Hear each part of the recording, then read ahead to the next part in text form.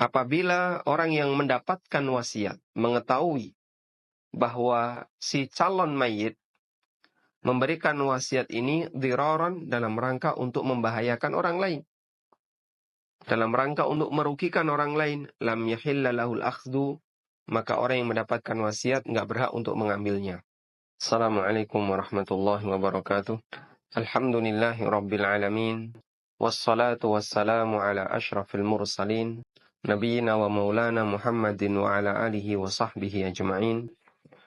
Wa ashhadu an la ilaha illallah wahdahu la syarika lah. Wa ashhadu anna Muhammadan abduhu wa rasuluh. Sallallahu alaihi wa ala alihi wa sahbihi wasallam.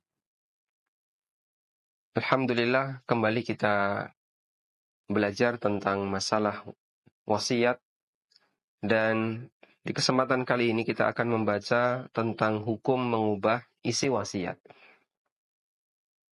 Bagi Anda yang memiliki bukunya, silakan dibuka mulai halaman 44. Namun sebelum membaca tentang hukum mengubah isi wasiat, terlebih dahulu kita akan membaca contoh kasus yang ketiga, yang ini sebenarnya lanjutan dari pelajaran sebelumnya, yaitu tentang wasiat karena kebencian. Dan kemarin sudah kita sampaikan rinciannya, sebagaimana keterangan yang disampaikan oleh Ibnul Qayyim dalam kitabnya Ighatsatul Lahafan. Pada contoh yang ketiga, wasiat karena kebencian, di sini kami sebutkan, di usia tua, seorang bapak yang bernama Paiti memiliki hubungan tidak bagus dengan anak istrinya, sehingga dia tinggal di rumah mewah milik keponakan.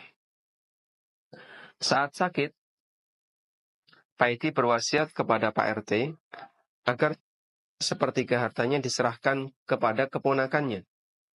Karena dia merasa benci dengan anak istrinya, Paiti hanya meninggalkan sepetak sawah dan rumah gubuk, dan keluarganya hidup dalam kondisi berkecukupan. Bolehkah Pak RT menunaikan wasiat ini?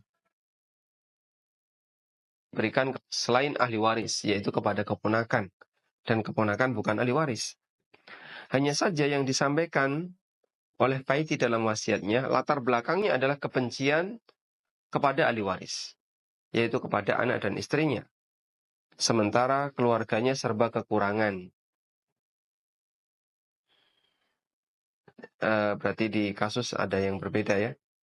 Dan keluarganya hidup dalam kondisi berkecukupan, maksudnya adalah ini terbalik.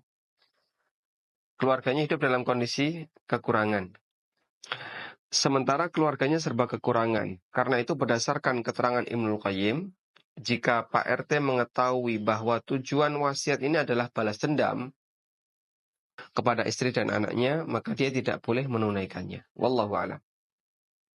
Ini disebutkan oleh Ibnul Qayyim, fa'in alima al-musa lahu anna al-musi innama awsa diraran lam yahilla lahul akhdhu.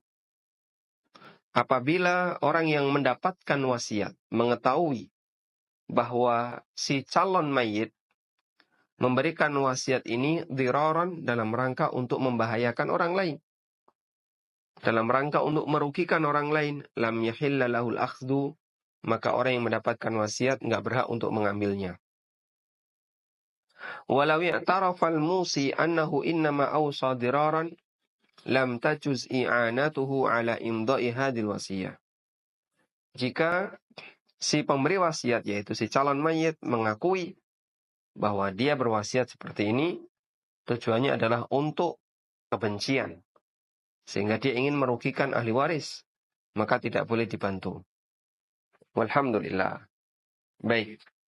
Dan rincian ini sudah kita berikan tambahan penjelasan di pertemuan sebelumnya, bahwa untuk wasiat yang legal, dalam arti tidak menyalahi aturan syariat, tidak lebih dari sepertiga, kemudian itu diberikan kepada yang bukan ahli waris, maka perlu melihat latar belakang dari pelakunya.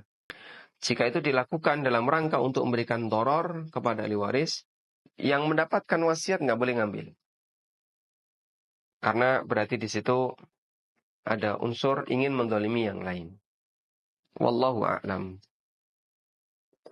Selanjutnya kita akan berbicara tentang hukum mengubah isi wasiat.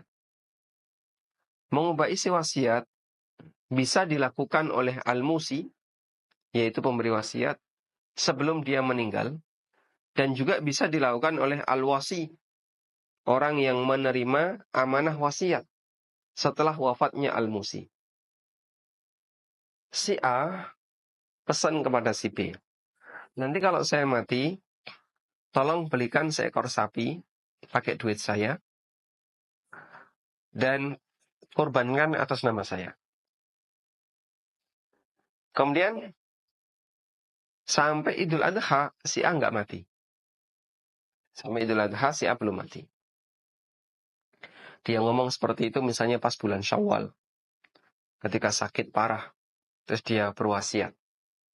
Sampai Idul Adha si A belum mati. Akhirnya si A sendiri yang mengamalkan kurban, tapi kali ini dia tidak membeli seekor sapi, namun dia membeli seekor kambing. Kemudian dia kurban seekor kambing. Setelah itu dia sakit lagi. Terus pesan, saya berwasiat ini saja, yang kemarin saya batalkan. Besok, tolong dibelikan seekor kambing dan kurbankan atas nama saya. Berarti ini yang berwasiat siapa? Yang mengubah siapa? Al-musi, orang yang memberi wasiat. Yang kedua yang mengubah adalah al-wasi, orang yang menerima amanah wasiat. Si A ngomong kepada si B, korbankan seekor sapi. Kemudian si A meninggal. Pada saat Idul Adha, si B ternyata mengembalikan seekor kambing. Dengan alasan terlalu mahal kalau dibelikan sapi. Berarti di sini pengubahannya terjadi pada al-wasi, orang yang mendapatkan amanah wasiat. Kita sebutkan rinciannya. Perubahan isi wasiat yang dilakukan oleh pemberi wasiat al-musi hukumnya boleh. Karena wasiat termasuk akad jaiz yang bisa dibatalkan sepihak. Al-Qurtubi mengatakan, ajma'u anna lil insani ayyughayyira wasiyatahu wa yarji'u fima sya'a minha. Ulama sepakat bahwa manusia boleh mengubah isi wasiatnya atau menarik kembali wasiatnya sesuai yang dia kehendaki. Dan ini dikiaskan dengan hibah. Hibah, ketika orang baru ngomong, nanti kamu saya kasih HP, ternyata nggak jadi. Ulama mengatakan dia tidak berkewajiban untuk memberikan. Dan orang yang menerima, tapi baru sebatas aklamasi ucapan, tidak punya hak untuk nuntut kepada si pemberi untuk menyerahkan hibah. Selanjutnya yang kedua, perubahan isi wasiat dilakukan oleh al-musa ilaih atau al-wasi, yaitu orang yang mendapatkan amanah untuk menunaikan wasiat. Mengubah isi wasiat dari pihak penerima amanah wasiat termasuk perbuatan terlarang, karena termasuk mengkhianati amanah. Allah berfirman, "Faman baddalahu ba'dama sami'ahu fa innama itsmuhu 'alal ladzina yubaddiluna. Innallaha sami'un 'alim." Barang siapa yang mengubah isi wasiat itu setelah dia mendengarnya, fa innama itsmuhu 'alal ladzina yubaddiluna. Maka dosanya ditanggung oleh orang yang menggantikannya. Orang yang mengganti isi wasiat. Innallaha sami'un 'alim. Sesungguhnya Allah Maha mendengar lagi Maha mengetahui. Nah, Ibnu Katsir menjelaskan, faman baddalal wasiyata wa harrafaha. Siapa yang mengganti dan menyelewengkan wasiat. Faghayyara hukmaha wa zada fiha aw naqasa. Dia menambahi atau mengurangi atau mengubah hukumnya. Kemudian wa yadkhulu fi dzalikal kitman laha bi tariqil aula. Termasuk di antaranya adalah menyembunyikan. Menyembunyikan itu berarti tidak mengakui wasiat itu. Jangankan yang hanya sebatas nambahi mengurangi, yang itu dilarang. Menyembunyikan Lebih tidak boleh lagi. Fa innama ismuhu 'alal ladzina yubaddiluna. Maka dosanya ditanggung oleh orang yang mengganti isi wasiat itu. Qala Ibnu Abbasin wa ghairu wahid. Ibnu Abbas dan beberapa ulama yang lainnya mengatakan, wa qad waqa'a ajrul mayyiti 'ala Allah wa ta'allaqal ismu bil ladzina baddalu dzalika. Pahala mayit diterima oleh Allah. Pahala mayit diterima oleh Allah. Sedangkan dosanya kembali kepada orang yang telah menggantikan isi wasiat.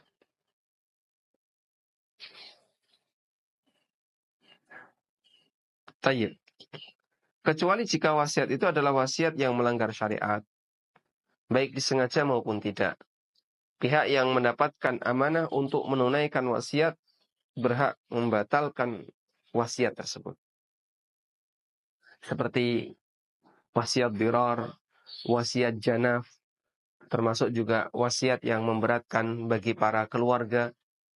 Misalnya dia minta untuk dipindah jenazahnya, dan seterusnya. Wallahu ta'ala alam. Wallahu ta'ala alam. Semoga bermanfaat. Wassallallahu ala nabiyyina Muhammadin wa ala alihi wa sahbihi wa sallam. Wa akhiru da'wana anilhamdulillahi rabbil alamin. Subhanakallahumma wa bihamdika. Ashhadu an la ilaha illa anta. Astaghfiruka wa atubu ilaik. Wassalamualaikum warahmatullahi wabarakatuh.